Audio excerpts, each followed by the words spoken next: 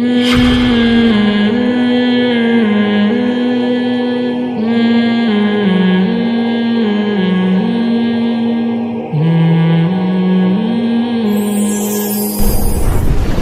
ضرورت. ایک صاحب نے مجھ سے پوچھا, آپ مفتی صاحب بڑے براڈ مائنڈڈ قسم کے ہیں, اگر کوئی یہ کہتا ہے نبی صلی اللہ علیہ وسلم ہر جگہ حاضر ناظر مشکل کشا حاجت روا سب چیزیں ہیں, تو اس کے پیچھے نماز جائز ہے؟ میں نے کہا نہیں جائز نہیں. اتنا جو ہے نا, اتنے ہم اکثر ایک نعرہ لگایا جاتا ہے نا کہ یہ مولوی لوگ جو ہے لوگوں کو دائرہ اسلام سے نکالتے ہی رہتے ہیں. بھائی دائرہ اسلام سے ہم نکالتے نہیں ہیں, لیکن جو پکا نکل گیا ہو اس کو ہمیں دائرے میں لانے کی بھی اجازت نہیں ہے. ہمارے معذرت کا تھوڑی ابیوزو لینگویج استعمال کر سکتا ہوں معذرت کے ساتھ, تھوڑی اسٹائل ہے میرا, کیا کریں مجبور ہیں. یہ ہمارے باپ کا دین نہیں ہے, اتنا اس سے زیادہ نہیں ہے انشاءاللہ. یہ ہمارے باپ کا دین نہیں ہے, یہ دائرہ ہمارے باپ کا بنایا ہوا تھوڑی, یہ تو اللہ کا بنایا ہوا دائرہ ہے.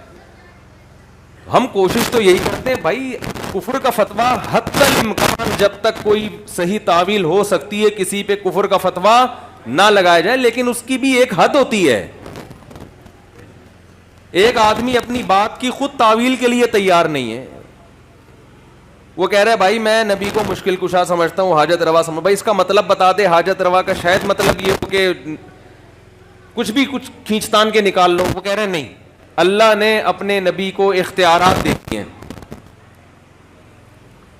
کہ وہ جب چاہیں جس کی چاہیں مدد کر سکتے ہیں. تو بھائی اب وہ تو خود اپنی بات کی تعویل نہیں کر رہا نا, تو ہم کیسے اس کی کھینچتان کے لے آئیں اس کو.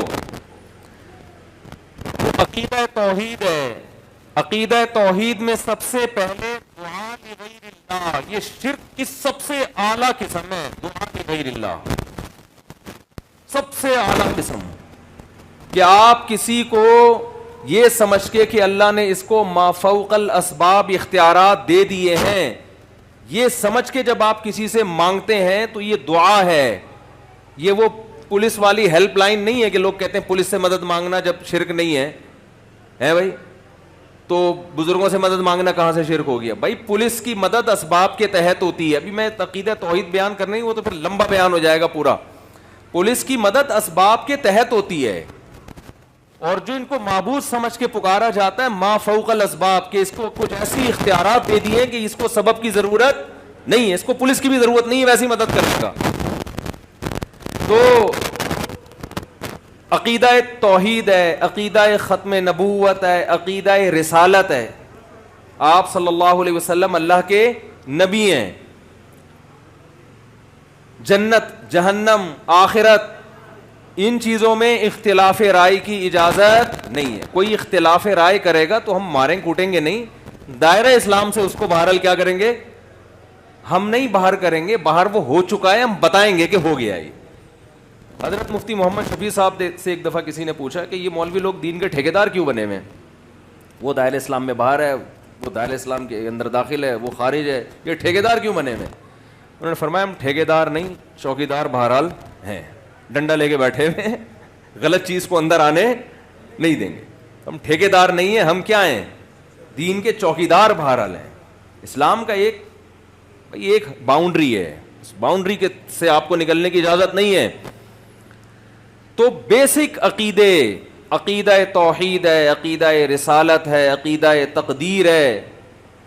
ان میں اسی طرح اہل سنت والجماعت کا متفقون علیہ عقیدہ ہے صحابۃ کلہم عدول, سارے صحابہ کیا ہیں, عادل ہیں. حضرت معاویہ رضی اللہ تعالی عنہ سے مروی حدیثیں بخاری میں بھی ہیں, مسلم میں بھی ہیں. کوئی ایک محدث ایسا نہیں ہے جس نے حضرت معاویہ کی حدیث کو معاویہ ہونے کی وجہ سے چھوڑا ہو, کوئی ایک محدث ایسا نہیں ہے. آپ جو ان پر الزامات لگاتے ہو, انہوں نے حضرت علی کو برسر ممبر معاذ اللہ نقل کفر گالیاں دلوائیں, جو جھوٹے الزامات, گالیاں دینے کی ترغیب دیا کرتے تھے. بتاؤ داماد رسول کو جو گالیاں دینے کی ترغیب دیتا اور برسر ممبر گالیاں دیتا وہ عادل ہو سکتا ہے؟ عادل کا مطلب ثقہ, نیک. تو یہ عجیب دوغلی معاذ اللہ نقل کفر دوغلی پالیسی ہے کہ محدثین عادل بھی کہہ رہے ہیں اور یہ بھی مان رہے ہیں کہ معاذ اللہ گالیاں دیا کرتے تھے. تو یا تو میرے بھائی گالیاں نہیں دیتے تھے, یا آپ نے یہ اردو کے میں خود سے ایک ترجمہ کشیدہ ہوا ہے اور خود سے حضرت معاویہ پہ آپ نے ایک الزام تھوپا ہوا ہے. ابھی میرا یہ ٹاپک نہیں, میں چاہ رہا ہوں جو بات میں کہنا چاہ رہا ہوں جلدی سے ہو جائے. میرے اندر بڑے فالٹ یہ ہے کہ میں جب چلتا ہوں نا کسی اسٹیشن کی طرف تو راستے میں قیام تام میں بہت ٹائم ہمارا گزر جاتا ہے. تو بیسک عقیدوں میں کسی کو اختلاف کی اجازت نہیں ہے, اس میں نہیں. دوسری بات ہے فروعی مسائل. اب مجھے ایک بات بتاؤ کہ فروعی مسئلے میں اسلام میں جو عملی مسائل ہیں ان میں سب سے زیادہ یعنی توحید کے بعد سب سے اہم حکم نماز کا ہے یا نہیں ہے؟ بولتے کیوں نہیں بھائی, کیا ہو اسلام میں جب آدمی مسلمان ہوتا ہے یعنی شرک کے بعد سب سے بڑا جرم گناہ کیا ہے اسلام میں؟ نماز قضا کر دینا. امام احمد ابن حنبل تو اس کے قائل ہیں کہ وہ اسلام سے ہی خارج, اور عبداللہ بن مسعود کی صحیح حدیث بھی ہے اس بارے میں کہ ہم نبی کے دور میں کسی گناہ کو کفر نہیں سمجھتے تھے لیکن نماز چھوڑنے کو ہم کیا سمجھتے تھے؟ کفر. اب یہاں کفر سے کفرن دون کفرن مراد نہیں ہو سکتا, اس لیے کہ وہ تو سارے گناہ ہیں نا, اس میں تعویل نہیں ہو سکتی عبداللہ بن مسعود کے اس قول میں. اس لیے امت میں اختلاف رہا ہے کہ کسی گناہ کے بارے میں کسی مجتہد کا یہ قول نہیں ہے کہ چھوڑنے سے کافر ہو جاتا ہے, لیکن امام احمد بن حنبل کا نماز کے بارے میں کیا قول ہے؟ جان کر چھوڑنے سے کافر ہو جائے. حتیٰ کہ شیخ بن باز کا یہ فتویٰ تھا, سعودیہ کے سابق مفتی اعظم, کہ اگر کوئی رات کو سویا اور اس نے فجر کی نماز کا الارم نہیں لگایا اور الارم لگایا صبح آفس کا 8 بجے کا, وہ کافر ہو جائے گا, اس کا نکاح بھی ٹوٹ جائے گا. تو اتنا بڑا حکم. ایک بات, صحابہ کا کس میں اختلاف ہو رہا ہے؟ یہ جو بنو قریظہ والی حدیث میں روزے میں ہو رہا ہے, زکوٰۃ میں ہو رہا ہے, کس میں ہو رہا ہے؟ نماز میں. اس سے بڑے اختلاف کی مثال مل نہیں سکتی. ایک یہ نمبر لگا کے نوٹ کریں. دوسرا, نماز